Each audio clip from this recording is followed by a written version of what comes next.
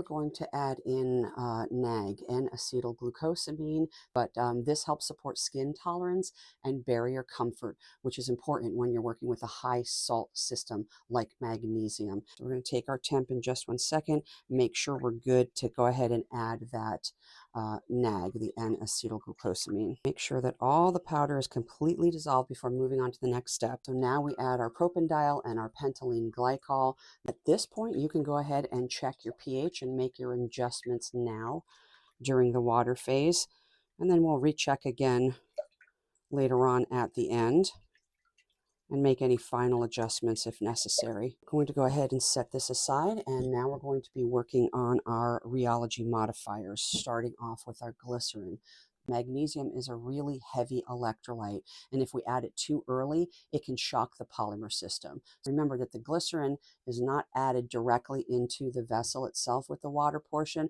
I'm going to be using xanthan gum soft today. Make sure that there are no specks, no particles, no chunks, clumps, nothing. Once the slurry is smooth, then it gets added into the main vessel. And now that this is completely dissolved in here and there's no more specks, our xanthan gum slurry, we're going to go ahead and start adding it to the water portion. We want that to start hydrating before we add our next ingredient. This can handle up to 10% electrolytes, and this is going to be doing the heavy lifting here because it's electrolyte tolerant.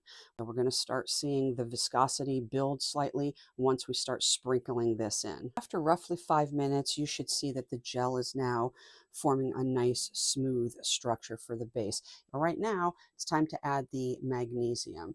That means half magnesium chloride and half water. So we're going to start adding this brine gradually while this is mixing so that the polymer system can absorb the electrolyte load without collapsing. And if you happen to see like some temporary thinning out of the gel, that can happen and that's normal. So let's just start adding the brine slowly.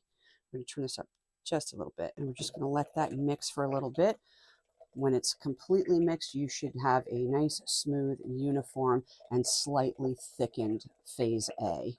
We are going to start moving on to phase B while that is continuing. Into a second beaker, we're going to be combining caprylic capric triglyceride. This is our main lightweight emollient that helps to soften the salty feel of the magnesium. Okay, next we're going to be adding some isoamylorate, which adds an elegant slip and it improves spreadability. We're also going to be including a small amount of shea butter for the body and cushion.